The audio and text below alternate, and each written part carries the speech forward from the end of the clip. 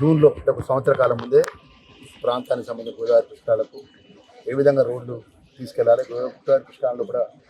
ఈ ప్రాంతానికి వచ్చే ప్రజలకు ఎక్కడ ఇబ్బంది జరగకుండా ప్రత్యేకంగా దృష్టి పెట్టి గౌరవ ముఖ్యమంత్రి గారి ద్వారా ప్రపూర్తిగా శ్రీ రాజప్ప స్వామి దేవాలయాన్ని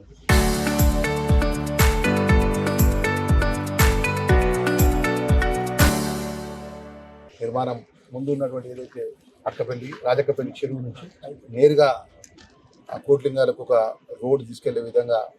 ఈరోజు చీఫ్ ఇంజనీర్ ఆర్ఎండ్బి అదేవిధంగా పిఆర్ అధికారులు తీసుకొచ్చి దాన్ని పరిశీలించడం జరిగింది. దానిలో భాగంగా సుమారు 100 కోట్ల పైచిలకు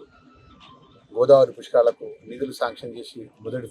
ఫస్ట్ ఫేజ్లో శాంక్షన్ చేసినందుకు రాష్ట్ర ముఖ్యమంత్రి గారికి నేను ధన్యవాదాలు తెలియజేసుకుంటున్నా.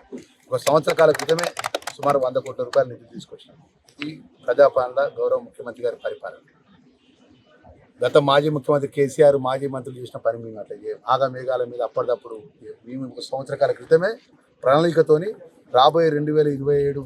జూన్ జూలైలో జరిగే పుష్కరాలకు ప్రజలకు ఇబ్బంది జరగకుండా ధర్మపురి నియోజకవర్గానికి సంబంధించిన ధర్మపురి ప్రాంత ప్రజలకు కానీ ఇక్కడ ఈ తెలంగాణ రాష్ట్రంగా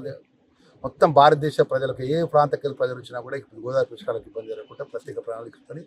100 కోట్ల రూపాయలు ప్రత్యేక నిధులు గౌరవ ముఖ్యమంత్రి గారితో ప్రత్యేకంగా శాంక్షన్ చేసుకొని ఏ విధంగా బైపాస్ రోడ్లు చేయాలి, ఏ విధంగా పుష్కరాలు చేయాలి, పుష్కరాల ఘాట్లు ఏ విధంగా నిర్మాణం చేయాలి, అక్కడ ఉన్నటువంటి టాయిలెట్స్ ఏ విధంగా నిర్మాణం చేయాలి, ప్రజలకు ఏ విధంగా ఇబ్బంది జరగకుండా ప్రత్యేకంగా రోడ్లు నిర్మాణం చేయాలి,